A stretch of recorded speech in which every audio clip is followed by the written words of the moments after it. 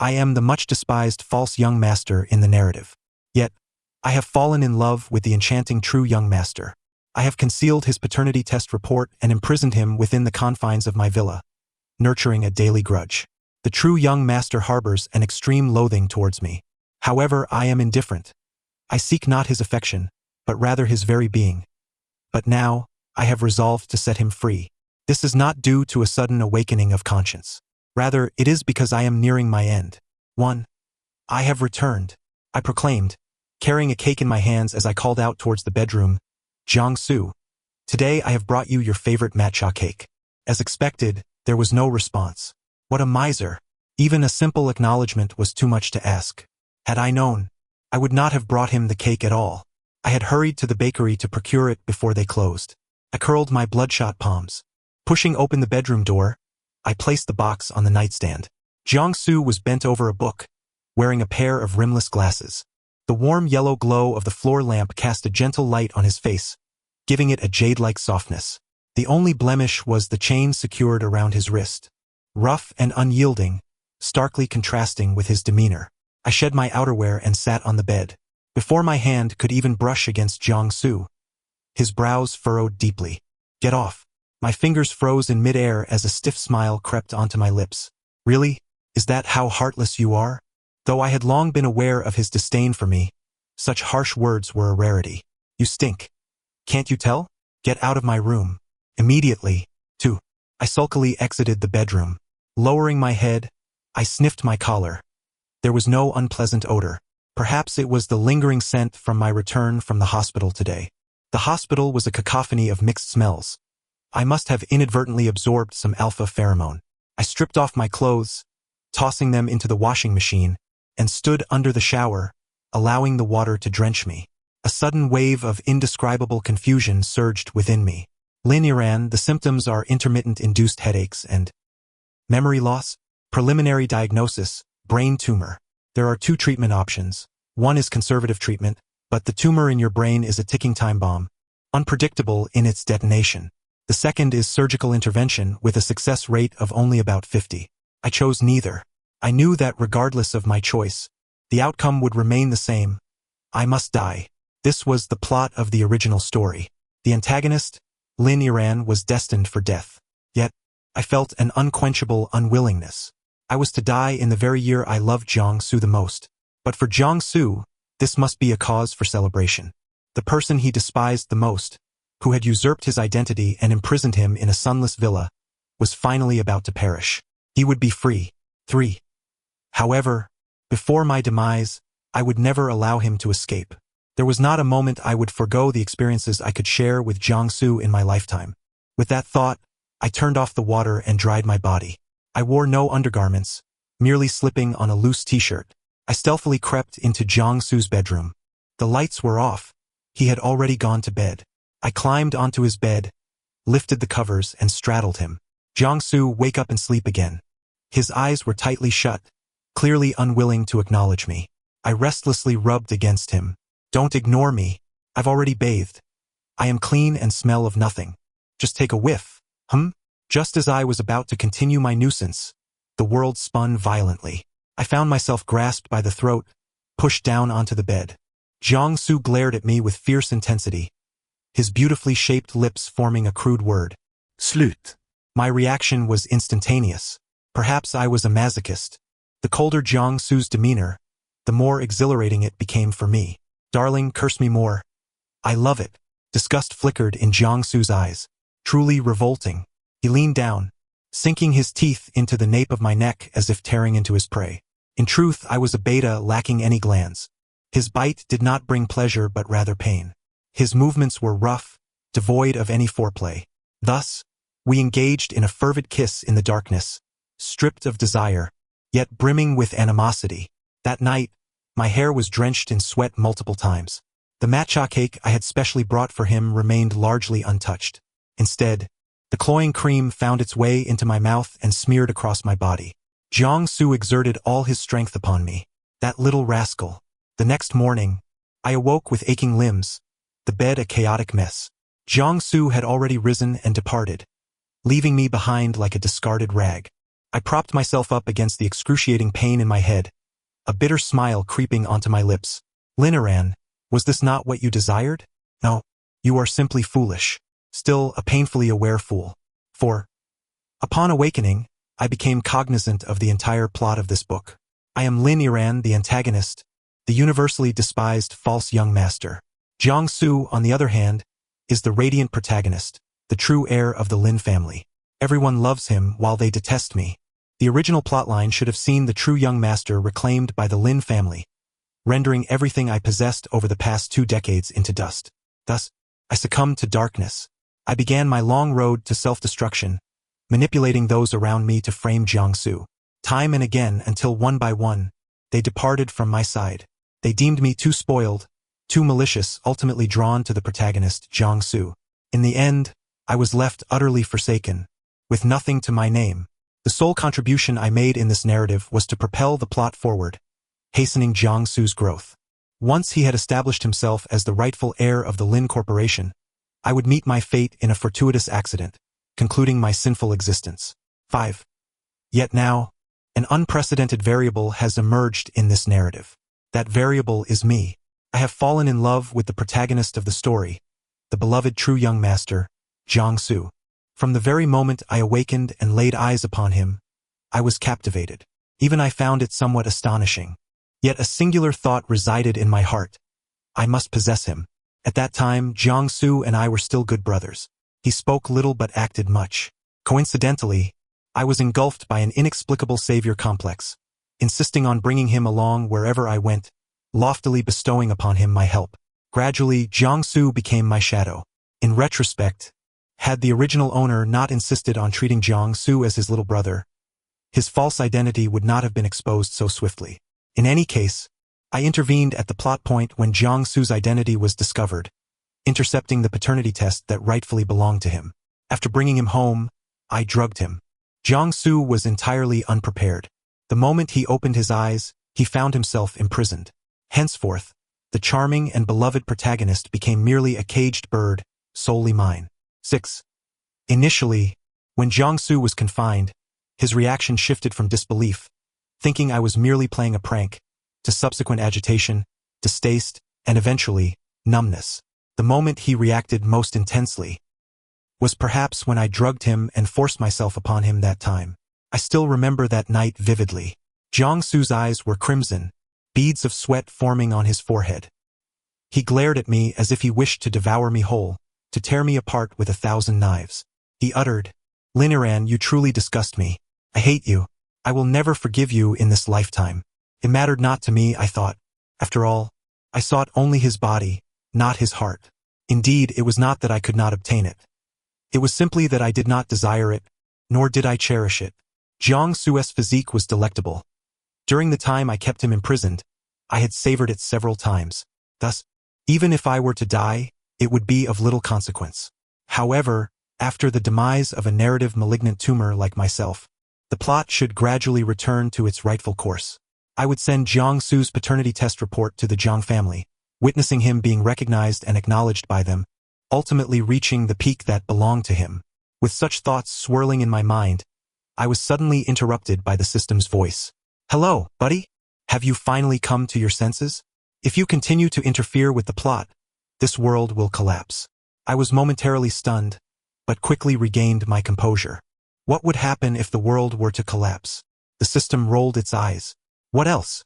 Of course, everyone would die.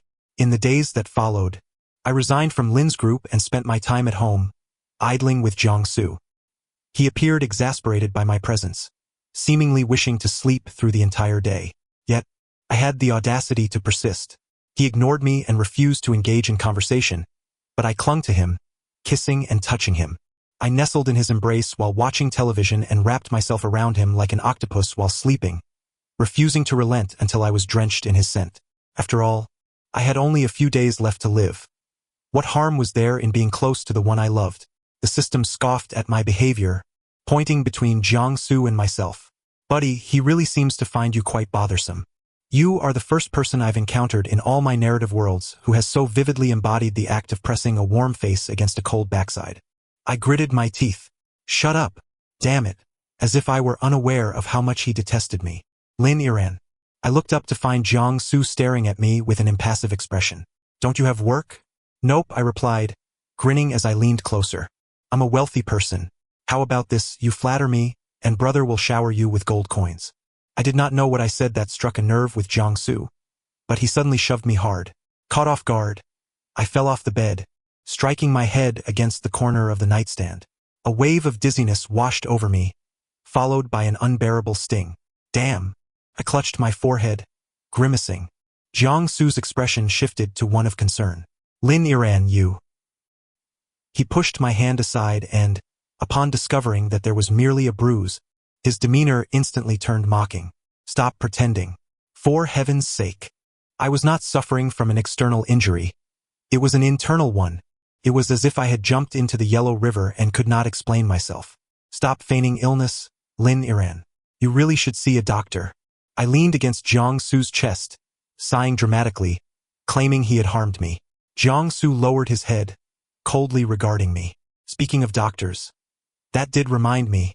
I truly ought to see one. Well, you make a valid point. I've been feeling quite unwell lately.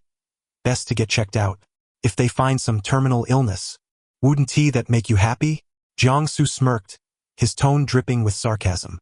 Disasters beget 1,000 years of misfortune. I was left speechless.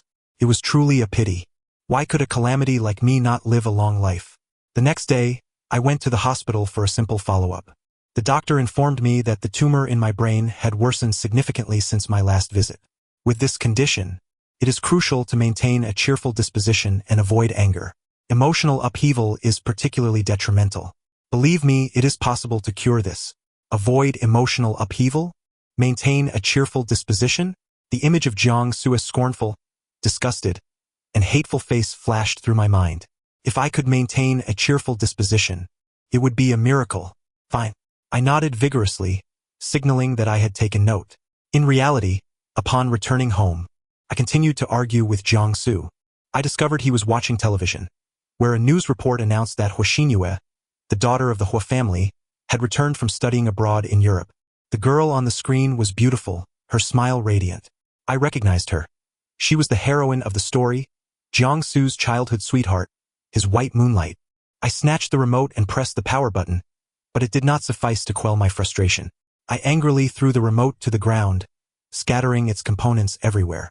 Jiang Su sat on the sofa, coldly observing my outburst. What, are you thrilled that Huixingyue is back? What can be done? You can't go out and see her, I retorted. You've already shared your bed with me, yet you still covet her. Do you think you're worthy?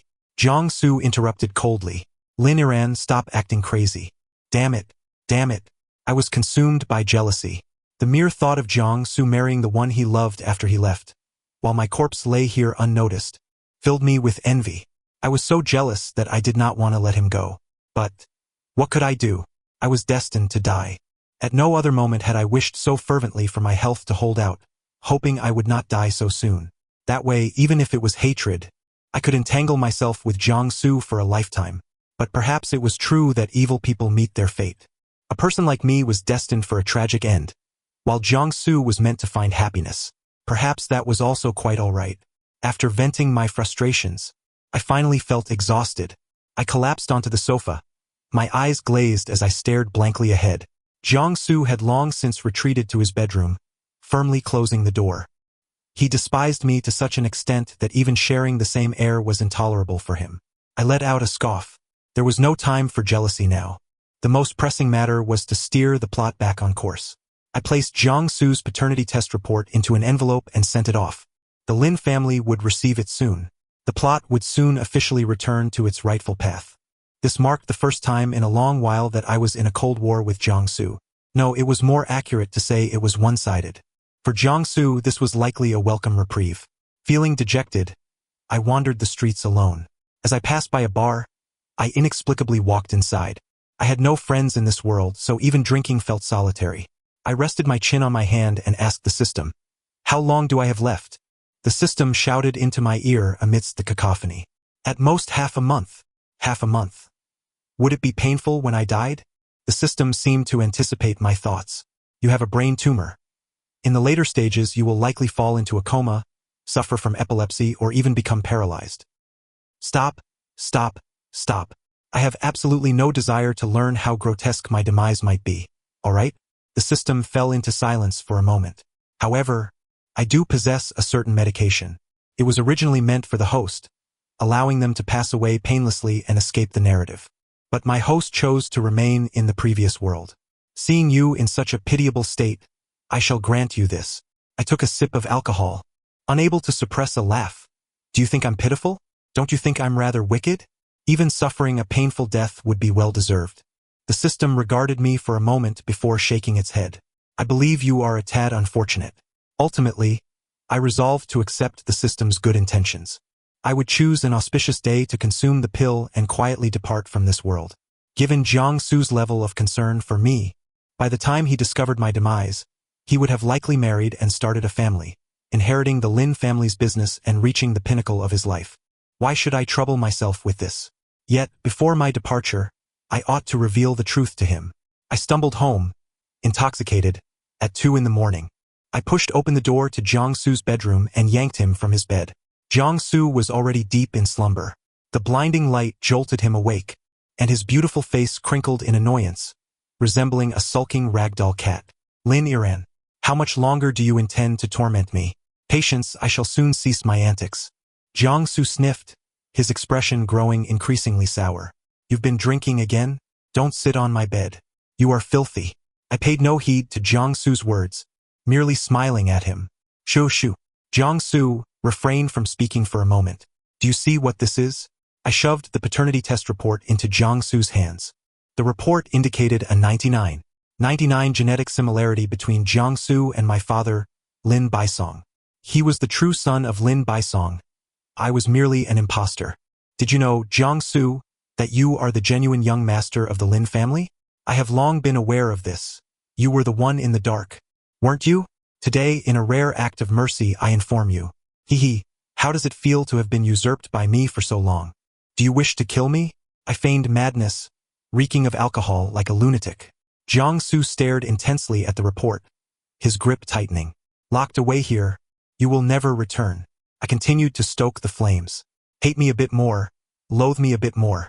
Should I die, it would surely bring you greater joy. You've imprisoned me here.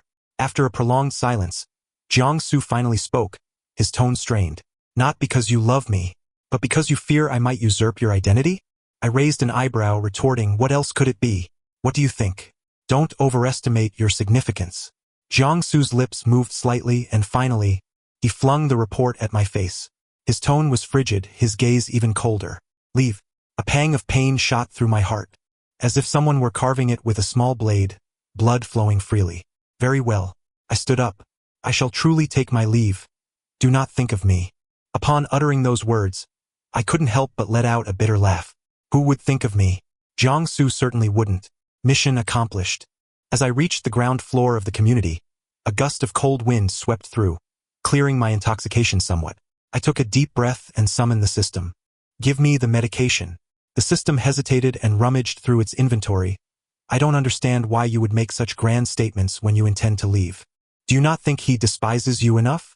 Be cautious. When you die, he might dig up your grave and whip your corpse. I shrugged.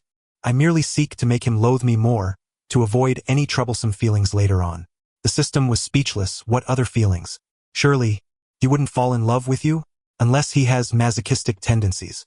I, filled with indignation, retorted, come on, we've shared a bed for so long. Am I not justified in fearing he might develop feelings? Stop the nonsense. You are the one with the excessive chatter. Hurry and bring me the medication. This wretched system incessantly uttered words that could drive one to despair. However, it appears I really am on the verge of death. The pill was transparent, resembling a glowing orb. Upon swallowing it, I felt no particular sensation, merely that I gradually grew lighter. Then, I floated into the sky, eventually reaching the same altitude as the system. We exchanged glances. I looked down and discovered my hands had turned semi-transparent, akin to a soul. Meanwhile, my physical body lay lifeless on the ground, utterly oblivious. This is a fake drug. My life has been perilous, riddled with betrayals. I never anticipated that someone would administer a placebo before my death, transforming me into this in-between state of being. The system firmly believed that my prior consumption of alcohol had interacted negatively with the pill, leading to this unusual reaction. After all, it had traversed many worlds without encountering such an occurrence. With matters as they stood, I could only seethe with impotent rage. After a bout of bickering with the system, I finally grew weary. In this state, I could do little. Thus, I drifted back to Jiangsu's side. Jiangsu was indeed a remarkable person. In life, I had a naturally cold constitution. Even on scorching summer days, my hands and feet remained icy. Yet, the moment I nestled in Jiangsu's embrace, I would feel warm within 10 minutes. Now, transformed into a spirit, I initially felt a chill. But upon floating back to Jiangsu, warmth enveloped me once more. I propped my chin on my hand, observing him. Ever since my departure, Jiangsu had not moved, remaining in his original position, staring blankly at the scattered paternity test report on the floor. In truth, if he merely shifted his gaze, he would find the key I had placed on his bedside table, easily within reach. In just a minute, he could liberate himself from this room that had confined him for so long. Yet, for reasons unknown, he made no move. Instead, he slowly curled deeper into the covers, frowning as if he were extremely cold, wrapping himself tighter in the blanket. I was taken aback and inquired of the system. Could it be that my lingering aura is too oppressive? Look, he is trembling. The system could no longer endure this. Can you act normally? You are not a vengeful spirit. In truth, I do harbor quite a bit of resentment. But the system likely remained oblivious. To ensure Jiangsu could sleep soundly, I willingly floated a few meters away, retreating to the living room. Sure enough, Jiangsu's previously furrowed brow relaxed. I couldn't help but smile wryly. What was this? In life, I was unworthy of touching you. In death, I am still barred from getting close to you. Is this the absolute chasm between protagonist and antagonist? Damn this novel. I curled up on the sofa for the night. The good news was that, as a spirit, no matter how I slept, I wouldn't suffer from aches and pains. The bad news was that I couldn't cover myself with a blanket. I felt a persistent chill at my navel. The next day, I was awakened by a series of violent banging sounds. As I opened my eyes, the door was forcefully slammed open. My elegantly made-up mother and my impeccably dressed father stormed in, followed by several armed police officers. They burst into the bedroom. Upon seeing Jiangsu bound by chains on the bed, my mother instantly broke down in tears. My son, my dear son. Her eyes were crimson, filled with anguish as she tenderly touched Jiangsu's face, then commanded someone to shatter the chains binding him. Good heavens! How dare Lin Yiran treat you so? She exclaimed. Once I find him, I shall have him imprisoned. Throughout this ordeal, Jiangsu maintained an expression that was eerily calm, almost devoid of emotion, as though he were not the one suffering, but merely an observer. Meanwhile, the key I had deliberately left behind went unnoticed, as if everyone in this narrative were blind. I couldn't help but voice my disdain. Can they not see such a large key? Must they resort to that wretched saw to break free? Perhaps, came the retort. Their static vision is non-existent. After much effort, the chains were finally severed. Jiangsu rose from the bed and uttered his first words of the day. Where is Lin Yiran? Lin's mother hesitated before replying. I do not know. But he cannot escape, she added. Indeed, Jiangsu nodded. Bring him back to me. Although I was uncertain if spirits could engage in a standoff, I genuinely wished to do so. Jiangsu's expression was somewhat frightening, resembling a damp specter, exuding more of a ghostly aura than I did. It seemed he truly harbored a deep-seated hatred for me. Should he capture me, would he not wish to rend me to pieces? I silently rejoiced in the fact that he was dead, for he could not seize me. Upon reaching the foot of the apartment complex, a crowd had gathered, whispering among themselves. The corpse discovered this morning was terrifying. One exclaimed. Surely it wasn't a jump. There are no wounds, another speculated. I don't know, but he looks so young. It is such a pity. They were undoubtedly speaking of me. As expected, the spot where I had fallen yesterday was now vacant. Thank goodness. Encountering a corpse sprawled in the middle of the street would have been exceedingly unsettling. So, what are you looking at? Jiangsu turned, his expression icy. Nothing, he replied curtly. Let us go. My contact list was sparse, with Jiangsu being both my frequently dialed and emergency contact. Thus, when the mortuary called to claim my body, they reached out to him. I floated beside him, curious about his reaction. Please do not be overly elated, I muttered to myself, or I shall genuinely be saddened. Jiangsu answered the call, and upon hearing the words from the other end, a hint of derision flickered across his handsome features. Lin Iran, what trickery is this? He inquired. The mortuary staff appeared bewildered. Sir, this is no jest. We kindly ask you to come and complete the identification process as soon as possible. Jiangsu's expression gradually shifted, settling into a pale, cold demeanor. He responded softly, understood, before hanging up, retrieving his car keys and rising to leave. I followed him, exhaling a sigh. It seemed my demise elicited little reaction from him. I had hoped it might stir even a modicum of emotion, yet it appeared I had overestimated my significance. Suddenly, a shrill sound pierced the air as tires screeched against the pavement, followed by a cacophony of horns and harsh shouts. Damn it! Can't you drive with your eyes open? If you're going to die, at least go reincarnate and stop endangering others. I glanced at Jiangsu, who wore a furrowed brow, his grip on the steering wheel trembling slightly. He did not seem as composed as I had imagined.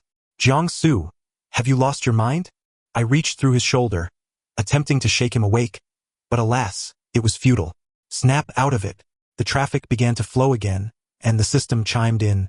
Wow, his reaction is rather peculiar. He seems less indifferent than he appears. That moment of distraction nearly caused a catastrophe. It continued. Thank goodness he is the protagonist. I raised my hand to give the system a playful rap on the head. Close your crow's mouth.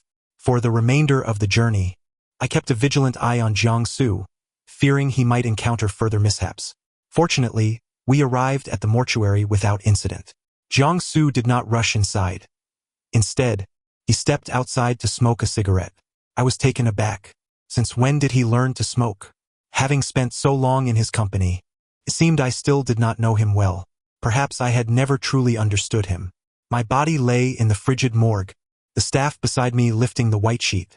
Mr. Jiang, please accept my condolences. Jiangsu remained silent, his cold, pale fingers brushing gently across my cheek, as if to ascertain whether I were merely pretending to be dead. Observing my own corpse from this perspective felt strangely eerie. Suddenly, with a violent tug, Jiangsu yanked away the covering, exposing my bare body. He fixated on the red birthmark on my shoulder. The staff was momentarily startled, rushing to restrain him. Sir, please show respect for the deceased. Is he dead? Jiangsu demanded. He is truly dead. How dare he die? His demeanor was somewhat terrifying, a stark contrast to what I had anticipated. It appeared that my death had not met his approval. What do you mean by that, Jiangsu? I mused aloud. Could it be that you are reluctant to part with me? Yet in the next moment he struck my face fiercely, gripping my neck. He exerted so much force that the iron bed beneath me rattled. Lin Iran, how dare you die? Goodness, he was not reluctant at all. Rather, he seemed to resent that he had not been the one to end my life himself. Was there no sense of justice in this world? The staff, clearly intimidated, hesitated before one of them cautiously approached. Sir, time is up. Lin Iran's body will be arranged for cremation. We will notify you when the time comes. Jiangsu released his grip, reverting to his usual aloof demeanor. I understand. My heavens, that was frightening. Why does it seem like he has a vendetta? Could it be that the deceased owed him money? It's quite possible. He nearly choked him to death. What sort of absurdity was that? Jiangsu left without a backward glance, ignoring their remarks. On the way back, the sky abruptly unleashed a torrential downpour. I rather enjoyed rainy days. The sound of the rain brought me inexplicable calm. However, Jiangsu was quite the opposite. Each time it rained, he became exceptionally irritable. But then again, what I cherished, he typically detested. We were polar opposites. When Jiangsu returned home, he was slightly drenched. Lin's mother emerged from the kitchen, wiping her hands. Son, where have you been? He is dead. Lin's mother was taken aback. Who is dead? Lin Iran, he is dead. I went to the mortuary to claim his body. Jiangsu's dark eyes, glistening with rainwater, appeared even deeper and heavier, staring intently at her, causing Lin's mother to feel an inexplicable dread. Dead? She raised her voice. Good riddance. Now you have to lay a finger on him, son. Jiangsu's expression shifted to one of confusion. Good riddance? You have known Lin Iran for 20 years. Do you feel no maternal affection at all? Lin's mother responded without hesitation. Lin Iran has always been willful and headstrong, and having committed such heinous acts, he deserves his fate. I shall not shield him. She added, moreover, you are my biological son. Willful and headstrong? Giang Su Eko Sopti. Yet you previously described him as innocent and charming. In my mind, I recalled the image of Lin's mother proudly embracing me. Now that memory lay shattered into fragments. This is the nature of the NPCs in this story. Their emotions can vanish in an instant. Simply because he is not the scion of the Lin family. Jiang Su continued, you deem him willful and headstrong? You believe he deserves his fate? His tone was aggressive, as if defending my honor. Lin's mother was forced to retreat step by step. Son, what are you saying? Lin Iran's death has nothing to do with us. He must have committed suicide out of guilt. Otherwise, he wouldn't have personally sent us the identification report. A hint of doubt flickered in Jiang Su's eyes. Did he send it to you? Yes. The address was Lakeview Community, Building 6. Jiang Su suddenly burst into laughter. Moments later, he muttered a curse under his breath. How absurd. What are you pretending to be, Lin Iran? I lamented to the system, he accuses me of pretending. The system rolled its eyes. Stop pretending. I replied. But don't you think he's becoming increasingly out of character? I was puzzled. What do you mean? The original Jiang Su was gentle, filial, and upright. But look at him now, as if he's about to overturn the world. If the protagonist continues to deviate from the established plot and narrative, this world will ultimately collapse, and everyone will perish. The system glanced at me with disdain. It's all your fault. Me again? I couldn't refute that. It was indeed my fault. Well, let's observe for a few more days. If the plot deteriorates too severely, I might need to request some adhesive or something. The system mumbled something I couldn't quite hear. I kept my gaze fixed on Jiang Su. He appeared to have lost even more weight. How could he be thinner than when I had imprisoned him? He seemed to be sleeping poorly, his brow furrowed as if trapped in a nightmare. The only person who could give you nightmares is dead. Isn't he? Why can't you be a little happier now? I felt frantic in the heavens. What if his health is poor?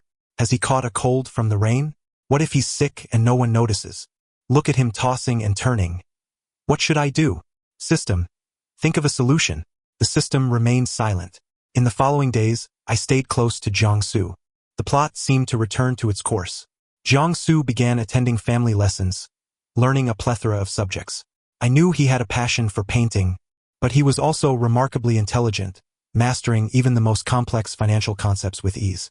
Additionally, he was required to socialize with Lin's father, learning to drink and play musical instruments as well as boxing. He was gradually maturing, yet I could only feel his exhaustion. He seemed unhappy every day. They treat him so poorly.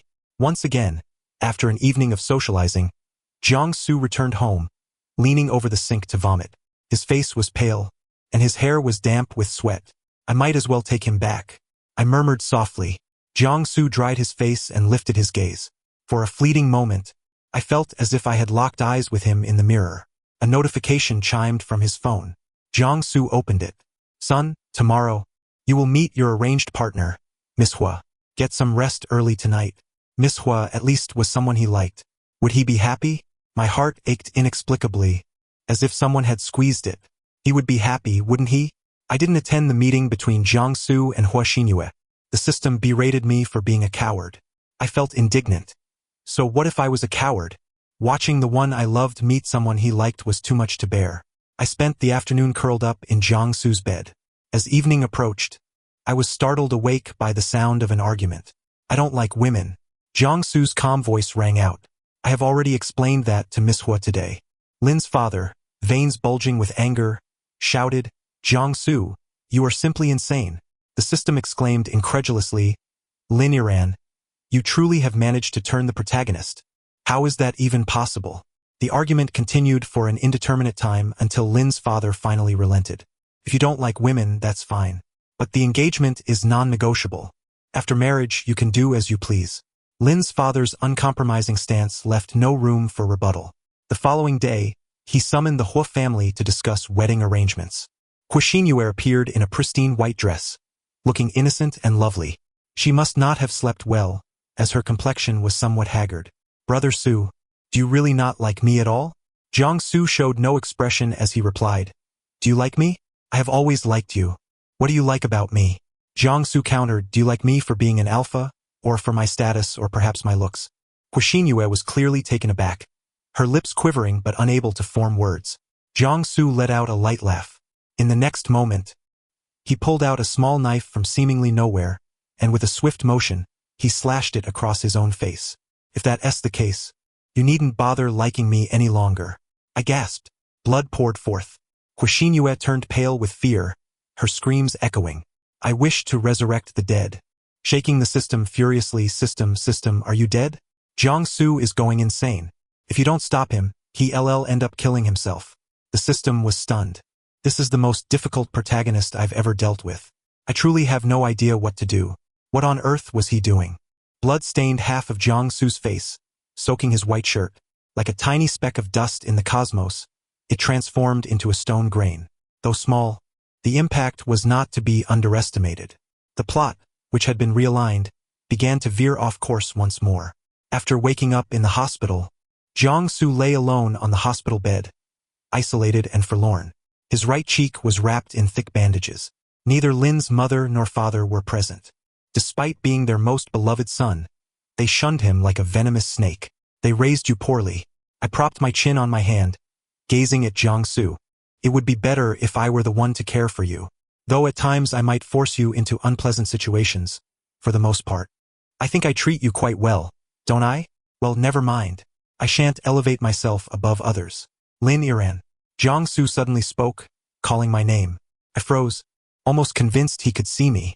However, Jiangsu merely stared blankly at the ceiling, as if conversing with the air. There are so many people in this world, yet I still despise you the most. My heart constricted painfully, and my nose tinged with the sting of tears. I am fully aware you needn't remind me. You've expressed your disdain for me countless times. You've caused me this much suffering, leaving me to seek solace alone. I detest you. I loathe you. I offered silent apologies in my heart. I am sorry. He added softly, almost inaudibly, but if you were to return, I would forgive you. 25. Ah, so spirits can cry too. This is a first for me. The system hovered nearby, peering around. I found its presence exceedingly bothersome. Get lost. Although I was now a spirit and my tears would go unseen by Jiangsu, I still felt an inexplicable sense of embarrassment. I had sneaked out, only to be met with this insufferable system's mockery.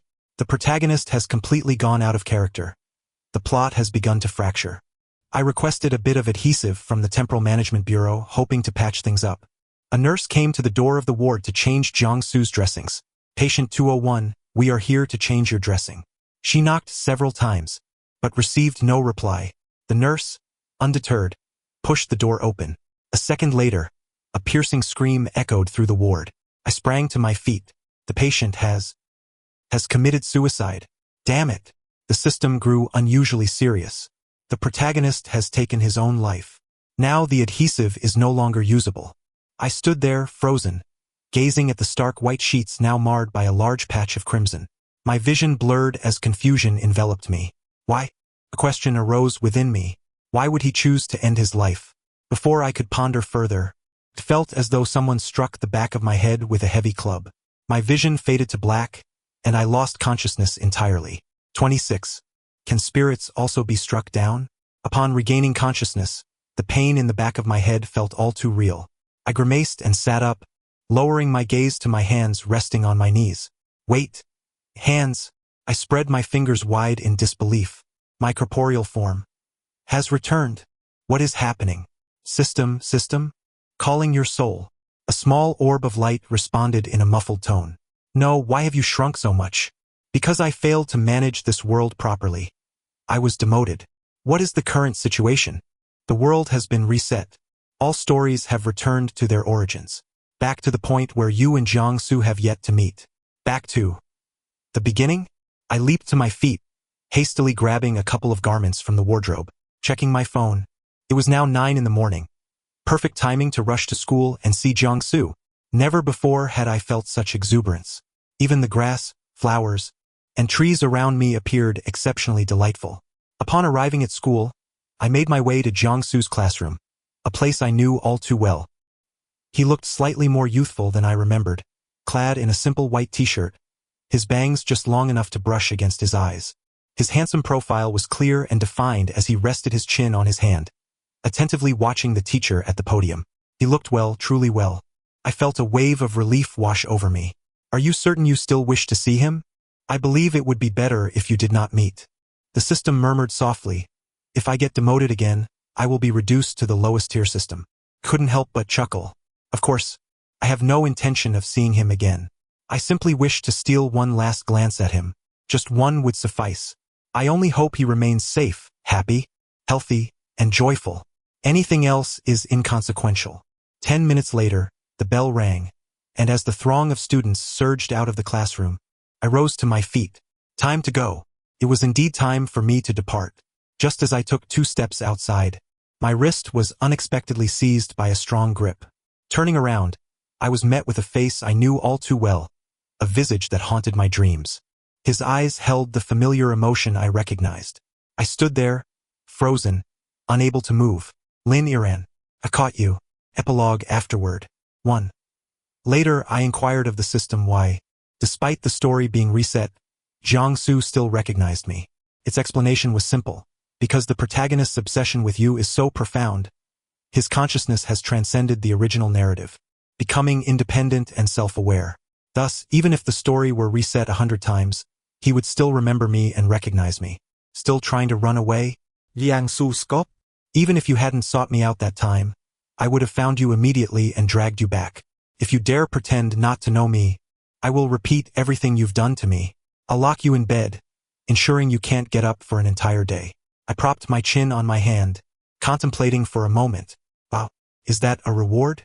Is it too late for me to pretend I've lost my memory? Oh dear, I don't recall. The system rolled its eyes. Shameless. Jiangsu grasped my hand, his gaze dark and possessive. Will you ever leave me again? Will you? I want the truth. I answered honestly, no. Do you also find it hard to part with me? Jiangsu, I too want the truth. Jiangsu averted his gaze. After a pause, he admitted, well, perhaps a little. I could see the reluctance in him as well. Jiangsu, I love you. I love you more than anyone else in this world.